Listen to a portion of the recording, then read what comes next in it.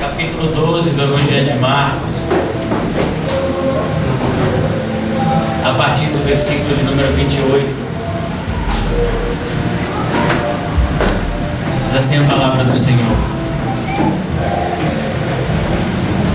Chegando um dos escribas, tendo ouvido a discussão entre eles, vendo como Jesus lhe houvera respondido bem, perguntou-lhe: qual é o principal de todos os mandamentos? Respondeu Jesus: o principal é: ouve, ó Israel, o Senhor nosso Deus é o único Senhor. Amarás, pois, o Senhor, o teu Deus, de todo o teu coração, de toda a tua alma, de todo o teu entendimento e de toda a tua força. E o segundo é: amarás o teu próximo como a ti mesmo. Não há outro mandamento maior que estes. Pai, nós te rendemos graça por essa noite tão abençoada. Continua, Senhor, a falar com o teu povo. Aleluia, Jesus. Transformar as nossas vidas para a glória do teu santíssimo nome. Pedimos isso em nome de Jesus. Amém. Graças a Deus. Glória.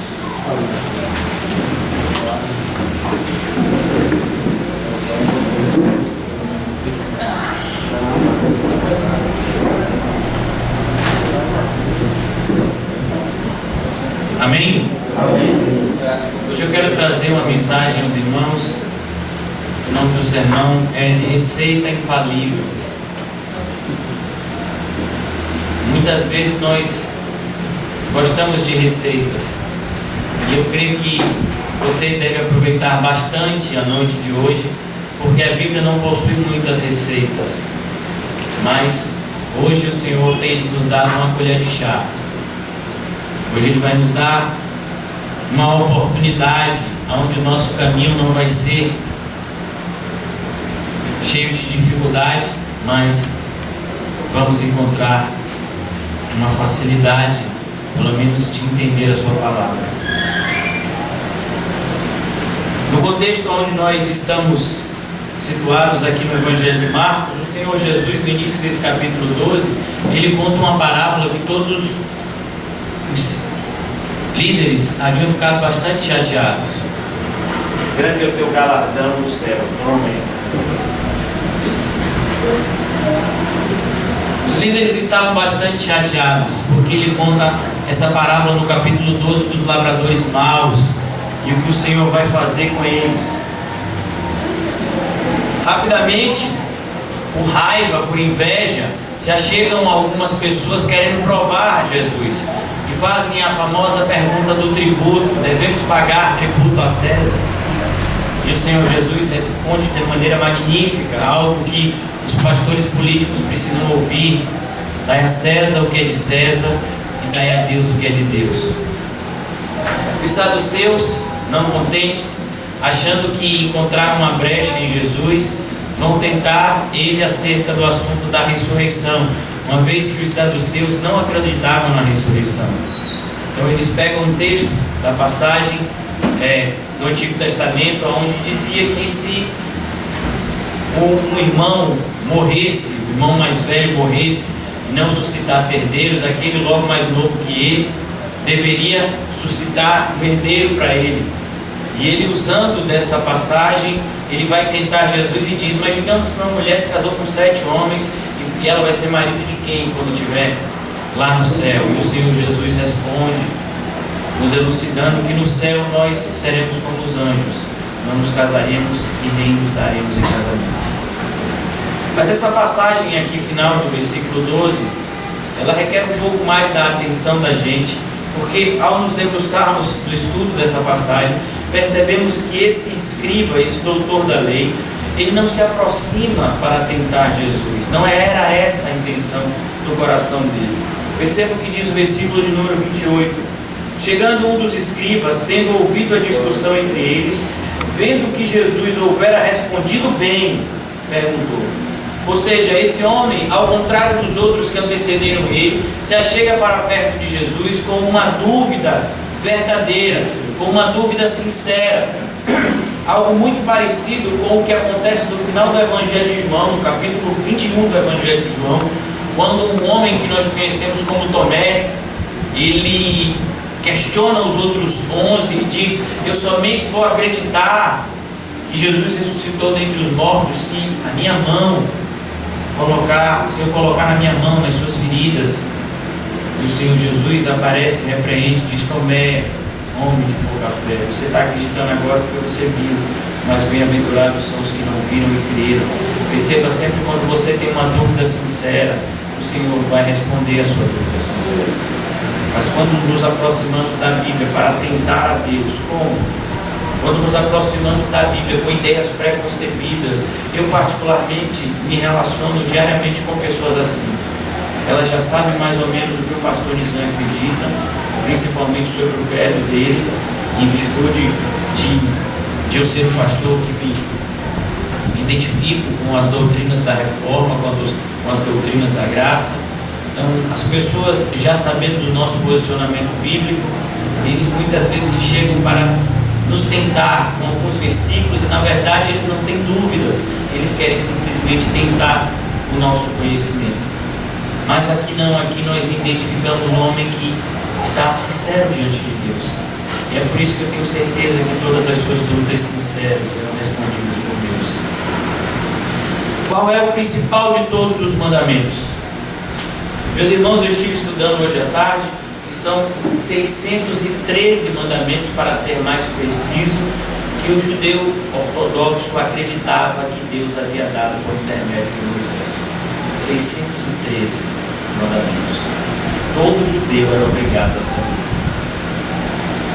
E nós temos uma dificuldade enorme para decorar um versículo da Bíblia. Imagine você decorar 613 mandamentos. E sempre foi uma busca do povo judeu como sintetizar esses mandamentos. O salmista Davi tentou resumir isso no Salmo. O profeta Isaías também tentou resumir isso. E por fim, Abacuque também, quando ele diz: o meu justo viverá pela fé. Havia sempre uma tentativa de trazer algo mais resumido, de maneira que o povo mais simples, aqueles que não tivessem tanto acesso à letra, como os fariseus, os saduceus, os próprios escribas, que eles pudessem praticar. E esse escriba, quando você lê o nome escriba ou doutor da lei na sua Bíblia, tenha sempre em mente que ele era um professor. Ao contrário dos fariseus, que o seu nome quer dizer separados, eles eram pessoas que tomaram uma decisão na sua vida de cumprir detalhadamente cada mandamento do Senhor, daí o seu nome, fariseu, que significava literalmente na língua hebraica separado.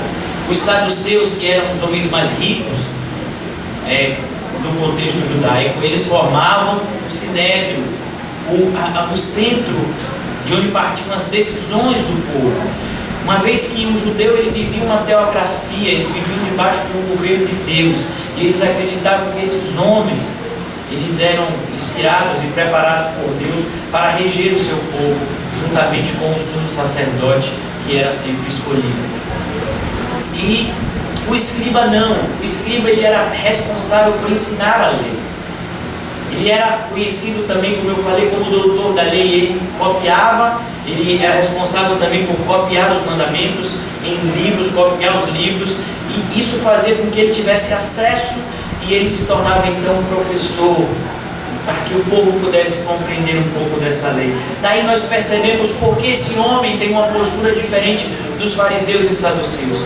Enquanto aqueles fariseus e saduceus, eles se sentiam ameaçados por Jesus, porque Jesus vem sendo seguido por uma multidão que agora ouvia os seus conselhos. Aqueles homens, os fariseus e saduceus, eles se sentiam ameaçados no seu poderio, enquanto que o escriba não. O escriba ele sempre era uma pessoa mais humilde, porque ele era um profissional e era separado para escrever e para ensinar a lei para o povo. E agora ele aparece como um professor com uma dúvida sincera: como ensinar para os meus alunos? O que eu devo ensinar para eles em relação ao maior de todos os mandamentos? E perceba que ele se achega assim porque ele reconheceu nas respostas de Jesus que era diferente as respostas que ele tinha. Como pode um jovem rabino com 30 e poucos anos, poder responder perguntas tão tendenciosas de uma forma tão profunda.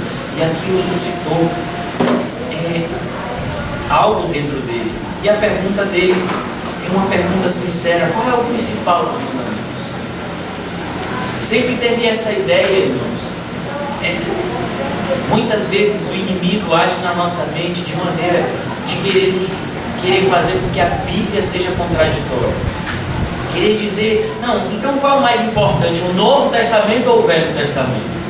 Então qual é o mais importante? São os escritos paulinos ou são os evangelhos?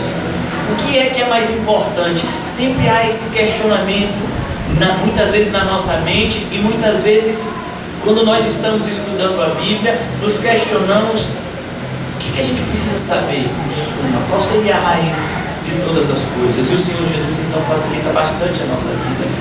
E é por isso que nós chamamos o sermão de hoje de uma receita infalível. Eu tenho certeza, se você seguir o conselho de Jesus, você não vai errar o caminho da salvação. O Senhor Jesus, Ele não traz nada de novo aqui. O que Ele traz de novo é a forma como Ele organiza esses dois preceitos. Ambos esses preceitos que é formulado por Jesus estavam no Velho Testamento.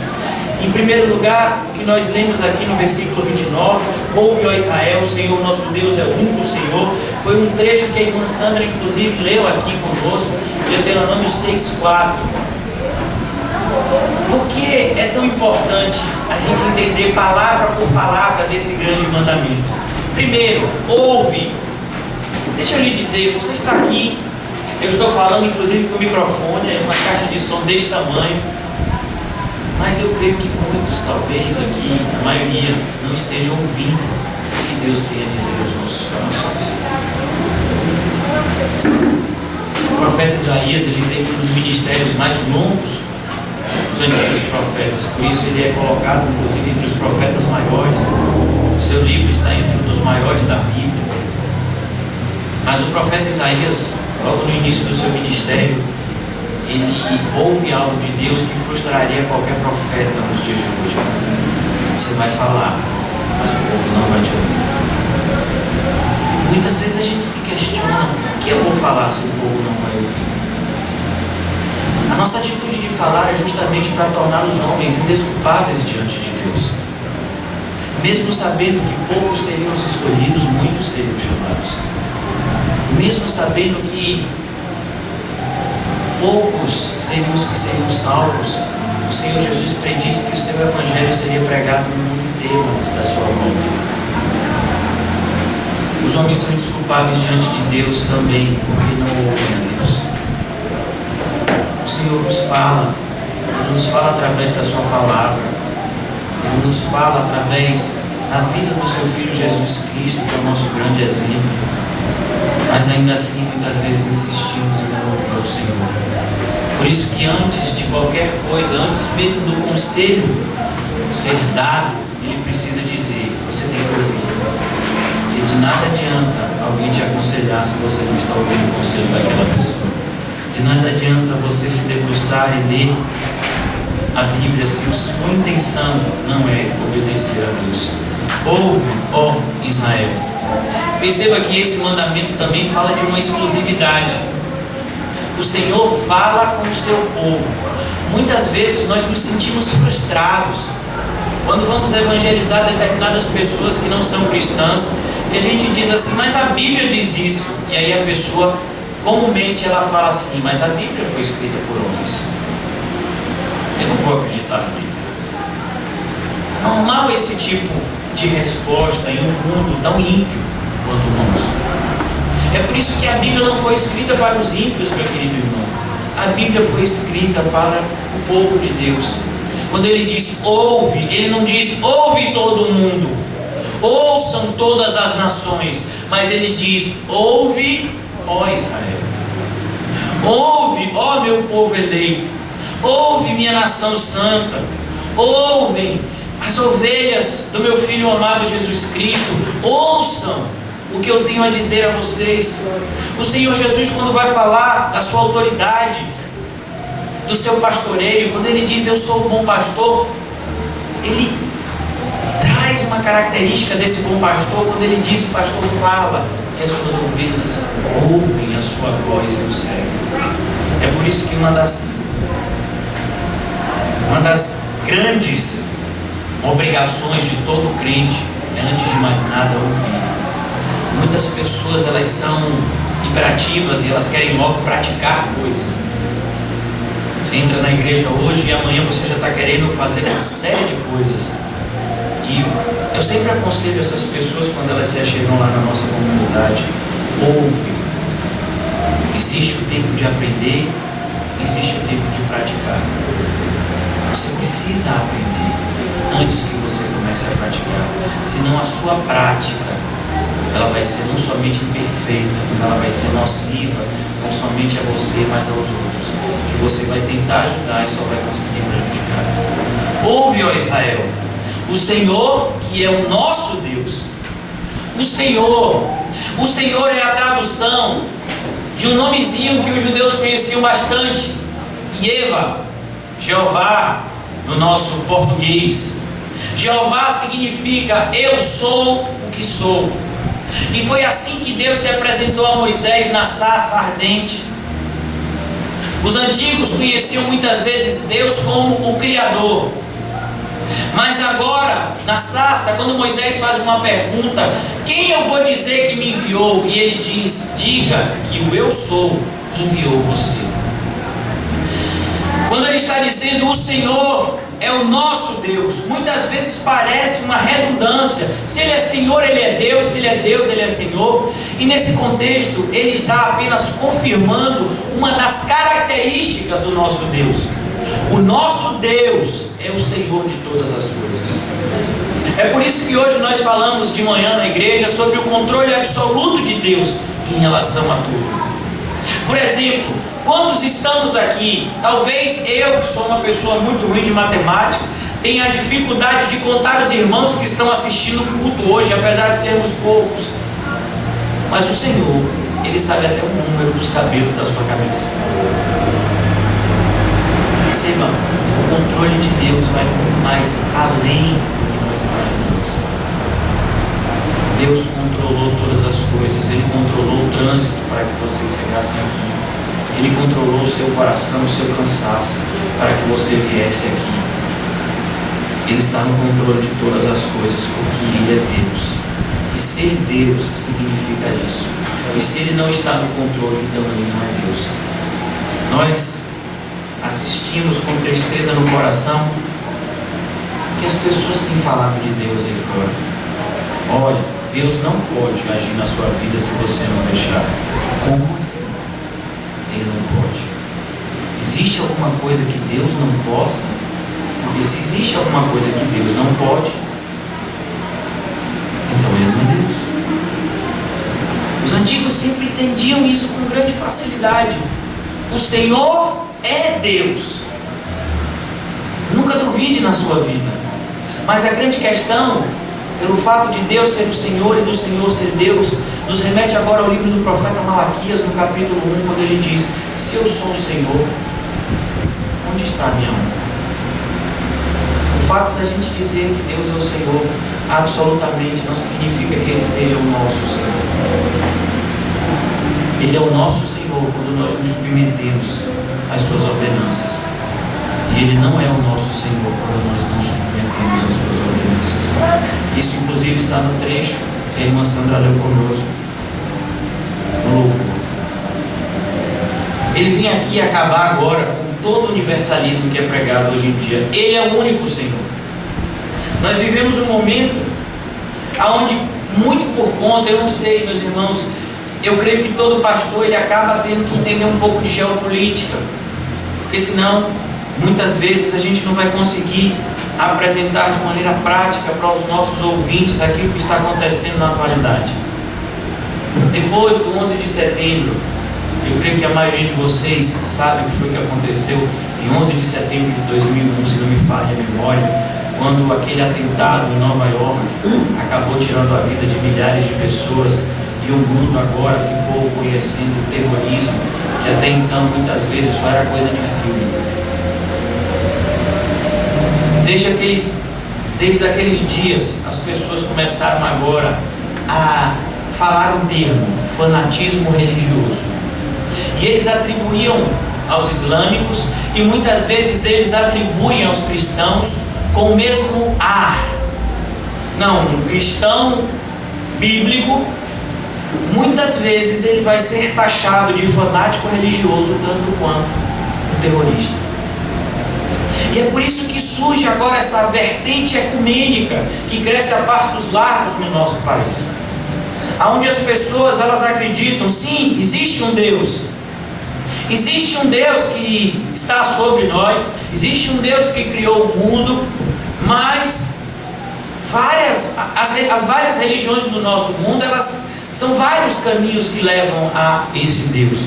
É o credo que tem crescido muito nos nossos dias. E a passos largos também, o universalismo, em uma corrente paralela a essa que eu ensinei a vocês, eles dizem também que não existe inferno, que no final Deus vai salvar todo mundo.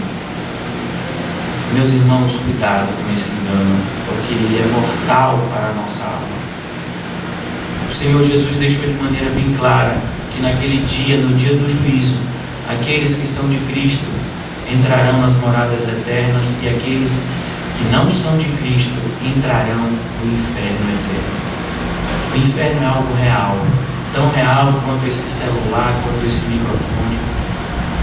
E, para a tristeza do nosso coração, a maioria das pessoas da terra é para esse lugar que elas vão. Uma vez que são poucos os que seguem o caminho de Cristo, todo aquele que não segue o caminho de Cristo é lançado no inferno.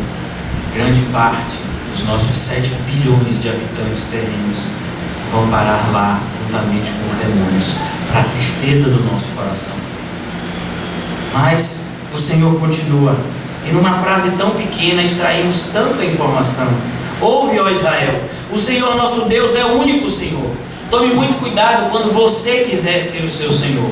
Nós encontramos muitas pessoas na igreja que são o seu próprio Deus. Pessoas que o apóstolo Paulo fala em Filipenses capítulo 3, eles são inimigos da cruz de Cristo. A cruz de Cristo que foi cantada aqui no louvor, eles são inimigos da cruz de Cristo porque o Deus deles é o seu próprio ventre. Eles decidem naquilo que vão acreditar e naquilo que não vão acreditar no Evangelho. Eles decidem diariamente aquilo que vão fazer e deixar de fazer a parte dos conselhos de Deus. E eles se tornam deuses de si mesmo.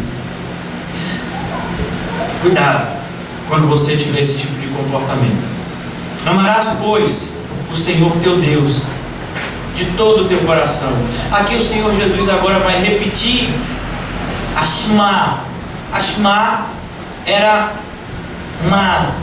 uma expressão hebraica que está escrito aqui lá em Deuteronômio 6,4, e eles colocavam essa expressão, essa frasezinha, esse versículo em um pedacinho de papel, e muitas vezes eles amarravam em alongamentos das suas blusas, né, dos seus trajes. Eles colocavam também em uma caixinha que era fixada na porta, no umbral da sua casa, e toda vez que o judeu ele saía de casa, ele tocava naquilo dali dizendo: eu sei o que eu tenho que fazer. Meus irmãos, isso que foi feito de maneira simbólica pelos antigos é feito agora de maneira prática na nossa vida. Nós não colocamos mais a Shema nos umbrais da nossa casa, nós devemos carregar a Shema no nosso coração. Como nós aprendemos hoje de manhã, a circuncisão que existe na igreja não é a circuncisão física que era praticada pelos judeus, aonde o homem ele tinha o prepúcio seu tirado como símbolo de uma aliança que Deus fez com Abraão. Agora a circuncisão ela é mais profunda, ela é dos nossos corações que devem ser separados para Deus. Por isso que ele começa dizendo que nós devemos amar a Deus de todo o nosso coração. É aí, meus irmãos, que nós começamos a ver a nossa incapacidade de cumprir um preceito tão simples como esse.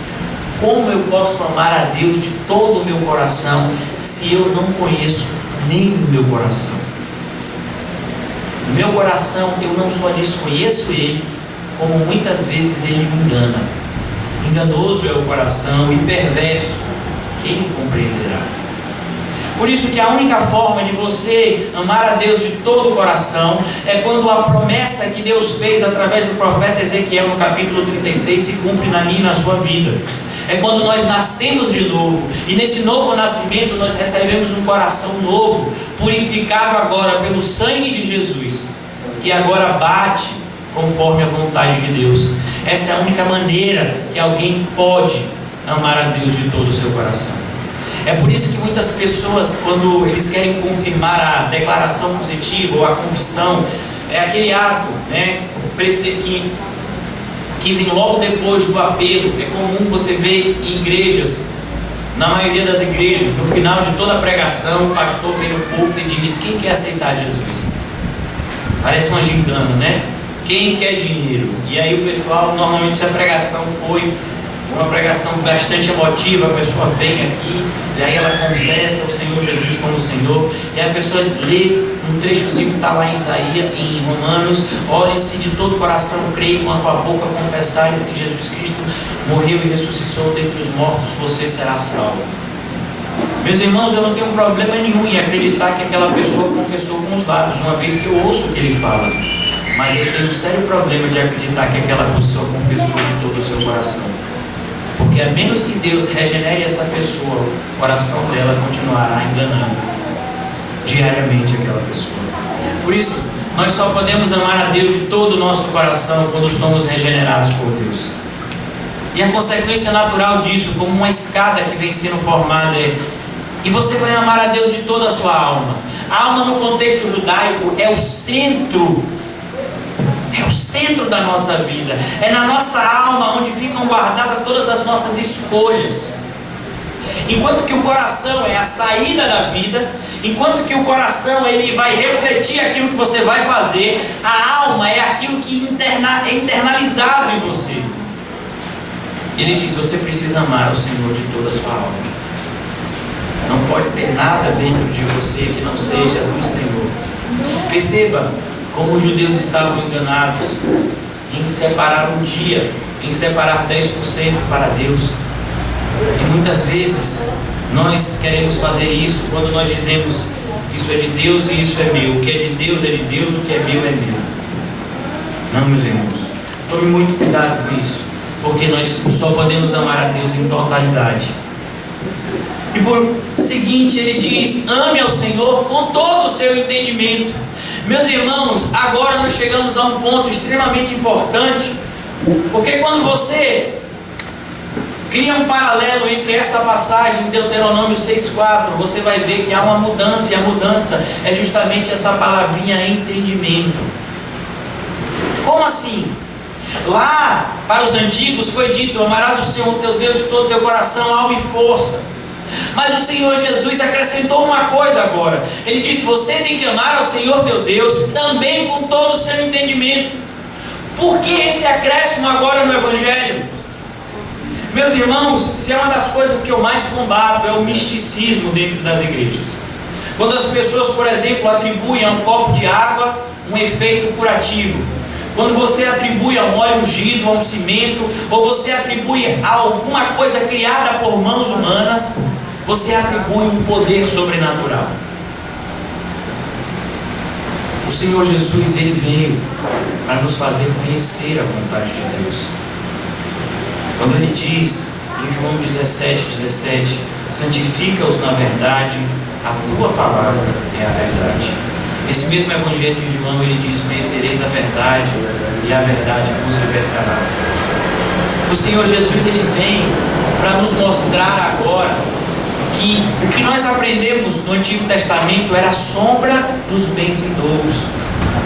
É como o apóstolo Paulo fala no livro de Gálatas, ele diz: porque a lei era o aio que nos leva até Cristo. Essa palavrinha aio é a tradução de uma palavra grega, pedagogo, que significa, aquele escravo que ajudava, que ensinava o filho do senhor da casa a aprender, a ler, a escrever e a se postar como homem. Agora, o Senhor Jesus está dizendo: vocês não vão mais se relacionar com Deus sem entender plenamente a sua vontade.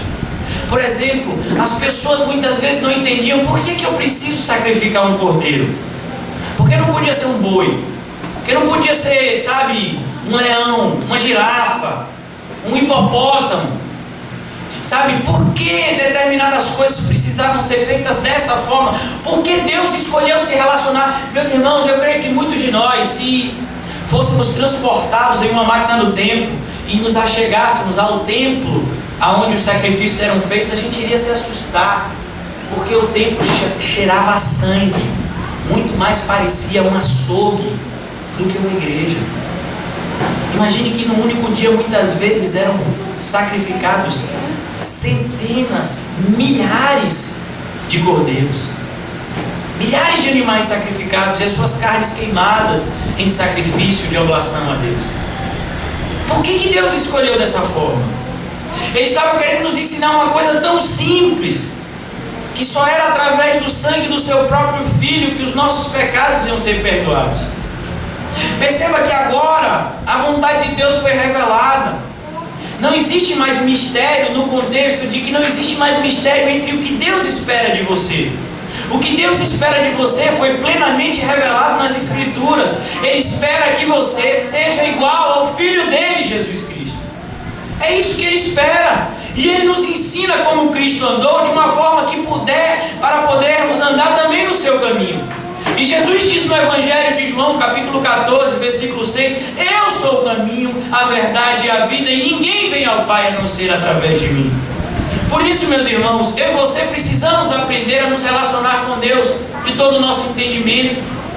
E é por isso que o diabo, ele tenta frustrar as pessoas terem conhecimento de Deus. Meus irmãos, é assustadora a falta de conhecimento de Deus nas nossas igrejas. Muitas vezes o único alimento espiritual é o culto, uma vez por semana. E muitas vezes a pessoa nem presta atenção no culto. Como deve estar a alma dessa pessoa? Se nós passamos o dia todo sem nos alimentar, e no final do dia a gente come um biscoito de creme crack, eu creio que em poucos dias a gente vai estar desnutrido. Imagine como anda a alma da maioria dos evangélicos hoje em dia. É por isso que foi dito para a igreja de Sardes, no livro de Apocalipse: tu tem nomes de quem está vivo, porém tu estás morto. Lembra das coisas que você ouviu e pratica. Sabe, meus irmãos, nós precisamos buscar conhecer a Deus. É por isso que eu creio que o pastor Arthur aqui se afadiga no mesmo propósito que nós nos afadigamos lá na boca do rio, de trazer conhecimento para o povo. Muitas vezes fazemos estudos bíblicos onde as pessoas não reconhecem a importância disso. Não existe nada mais importante na sua vida e na minha vida do que conhecer a Deus. Muitas vezes é mais interessante para nós uma receita de bolo do que conhecer a vontade de Deus. E é por isso que a gente tem que tomar cuidado, porque se você não entender a Deus, ainda assim você vai ser cobrado. O povo perece porque lhe falta conhecimento. O povo não perece porque falta espiritualidade. Nós vamos para essas igrejas e a realidade, quando você estuda um pouquinho da realidade evangélica no nosso país, mais da metade, quase 60% das nossas igrejas, elas são neopentecostais. O que significa uma igreja neopentecostal? Que provavelmente você vai ver um monte de gente gritando, pulando, fazendo todo tipo de bobagem, dizendo que é de Deus. A maioria dos evangélicos do nosso país é assim. Eles não sabem coisas simples, que eu creio que vocês todos sabem aqui, como justificação, regeneração, expiação, propiciação. Palavras simples e importantes para que o nosso relacionamento com Deus seja pleno. A justificação é que nos faz crer que os nossos pecados foram justificados por Deus e agora eu sou justo, não na minha justiça, porque eu nunca encontraria justiça na minha própria vida, mas eu sou justo na vida daquele que viveu retamente em Cristo Jesus.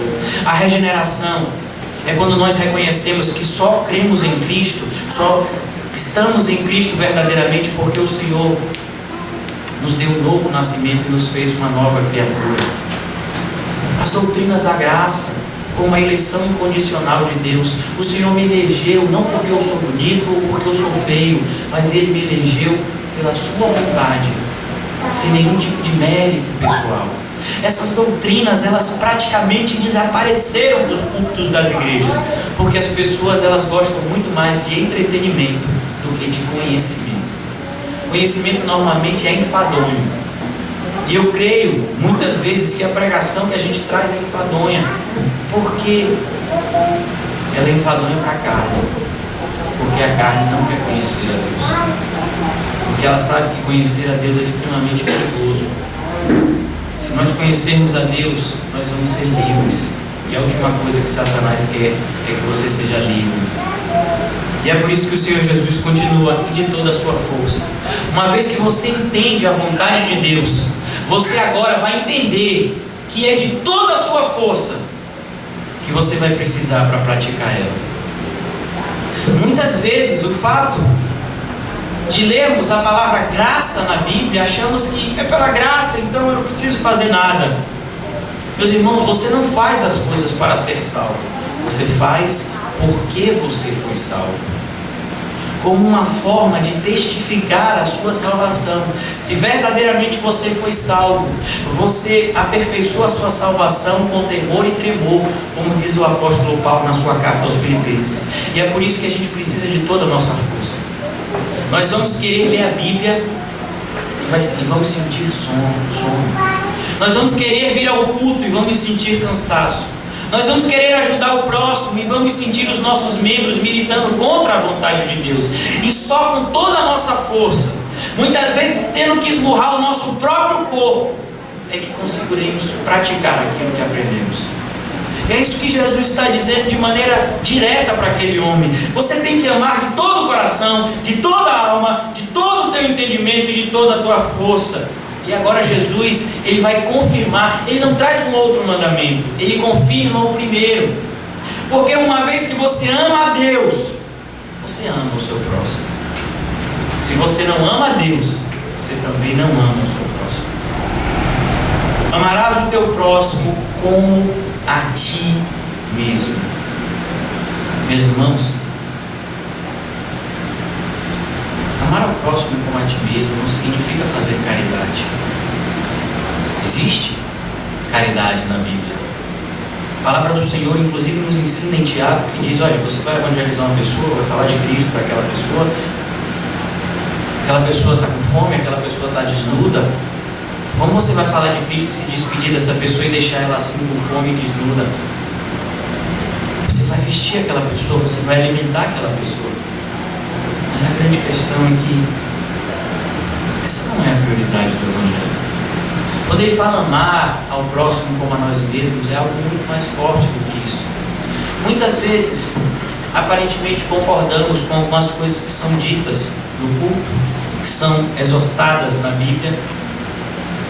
Ah, meus irmãos, mas no nosso coração a gente não concorda com aquilo de jeito nenhum. O Senhor diz na Bíblia: fique feliz quando passar por todo tipo de tribulação. Quem aqui nunca discutiu com Deus acerca desse versículo? Sabe, às vezes a gente até assim, não, o pastor falou ali, está escrito, é isso aí. Mas dentro de nós a gente, não, Deus, como é que pode?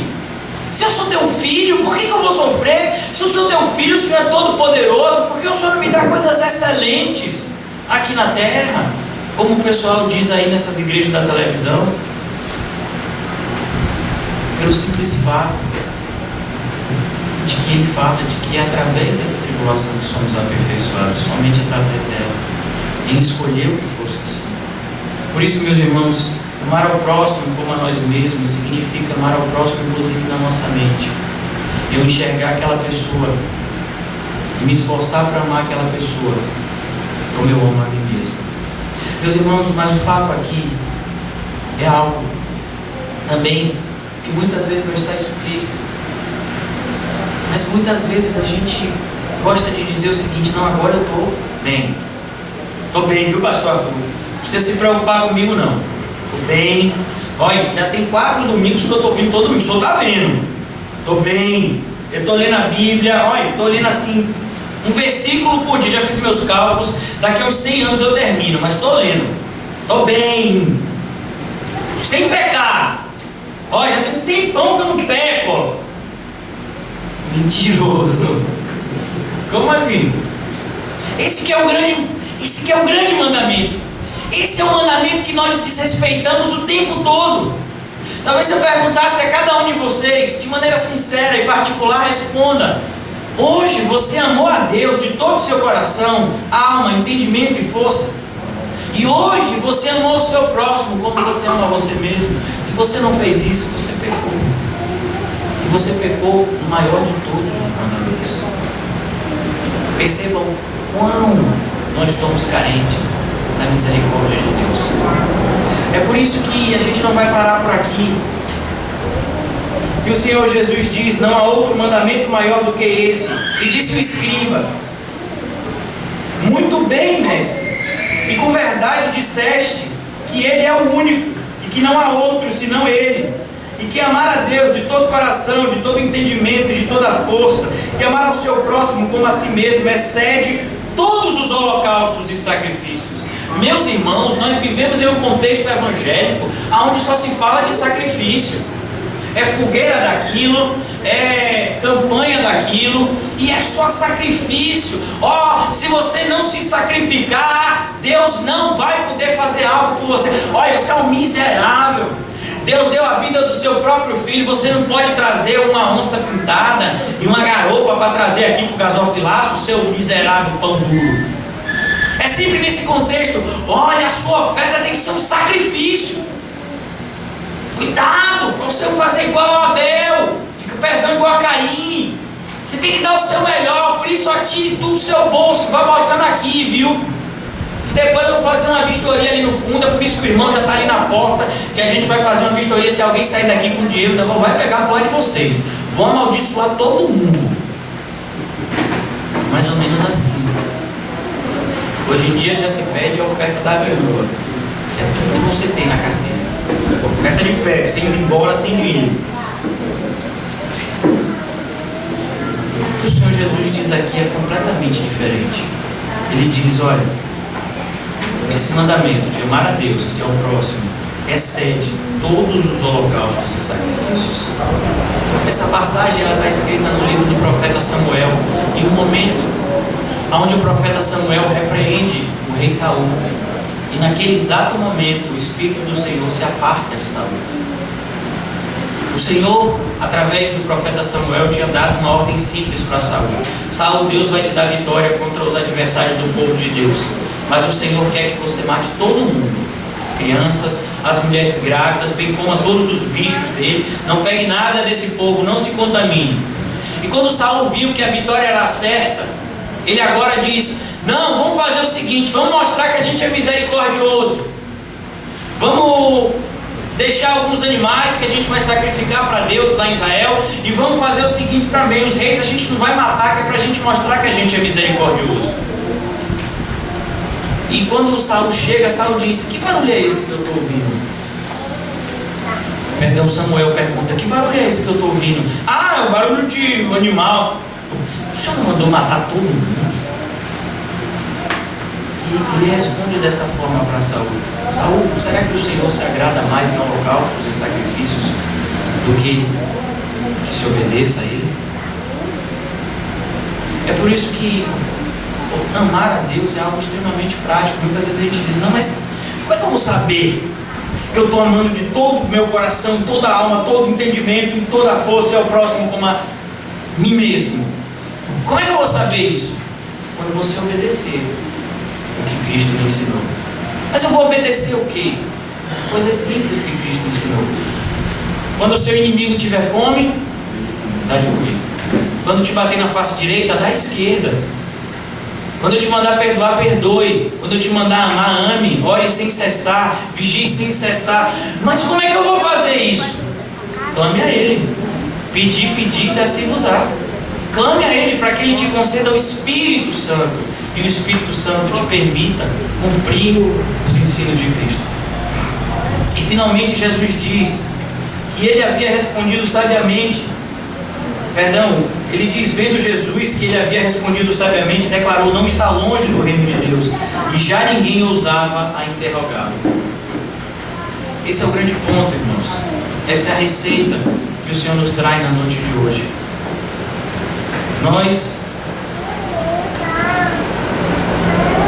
cristãos que buscam seguir a Bíblia somos a minoria da igreja evangélica. Nós somos conhecidos como fundamentalistas, radicais, pessoas exageradas.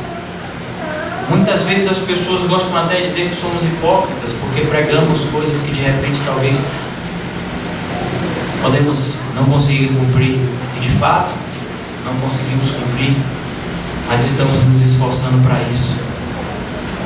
Mas a ideia, gente, é que não existe um outro caminho. O que o Senhor Jesus diz para esse homem é algo que identifica essa passagem com a mesma passagem onde Jesus conversa com Nicodemos. Diz: Nicodemos, meu filho, tem que nascer de novo. Perceba que esse homem, ele tinha um conhecimento correto, mas não é só isso. O Senhor Jesus não disse: você está no reino, disse: você está perto do reino. É por isso que está escrito em Mateus capítulo 7 que muitos procurarão e não vão encontrar a porta estreita. Talvez você esteja achando ruim o fato de você estar em uma igreja onde a porta é estreita e o caminho é apertado, mas deixa eu lhe dizer, muitos vão procurar e não vão achar esse tipo de lugar que eu e você encontramos pela graça de Deus. Muitas pessoas vão ser lançadas no inferno, e de lá do inferno, como aquele rico que está lá no Evangelho de Lucas, vão dizer: como assim? Por que eu estou aqui? Você recebeu tudo que você tinha que receber em vida. Manda alguém avisar os meus irmãos. Não, seus irmãos têm a lei e os profetas. Perceba que nós somos mais indesculpáveis do que aqueles que estão no erro, porque nós temos a palavra certa, gente. É por isso que nós precisamos nos esforçar mais do que os outros. Nós olhamos muitas vezes para os judeus, para os fariseus, dizemos assim: rapaz, esses camaradas parecem que é mais crente do que a gente. Está errado, porque se a sua justiça não exceder em muita dos escribas e dos fariseus, de modo nenhum entrarei no reino dos céus. Meus irmãos, nós precisamos conhecer e perseverar em conhecer o Senhor, e mais do que isso, nós precisamos nos relacionar com Deus em amor. A minha esperança é que nenhum de vocês venha para a igreja de maneira religiosa, querendo simplesmente cumprir um ritual, mas que nós estejamos aqui reunidos porque amamos a Deus e queremos conhecer e praticar os seus ensinos. Por isso, meus irmãos, nós possamos orar nessa noite, pedindo que o Espírito Santo nos convença do nosso próprio pecado, da justiça e do juízo de Deus. Pai, nós te agradecemos por mais uma oportunidade que o Senhor nos concede de arrependimento. Pai, o Senhor sabe que eu sou fraco, eu sou falho, mas nós cremos no Espírito Santo que habita em nós pela fé e que nos ensina toda a verdade. Ó Espírito Santo, que o Senhor possa adentrar os corações nessa noite e transforma, Senhor, a nossa vida. Eu clamo, Senhor, que cada irmão e irmã aqui tenha uma experiência viva contigo, que não seja simplesmente uma explicação, uma exegética da Bíblia, mas que seja uma experiência viva do povo de Deus com a sua palavra. Ó Senhor, fala conosco e confirma tudo aquilo que procede de Ti.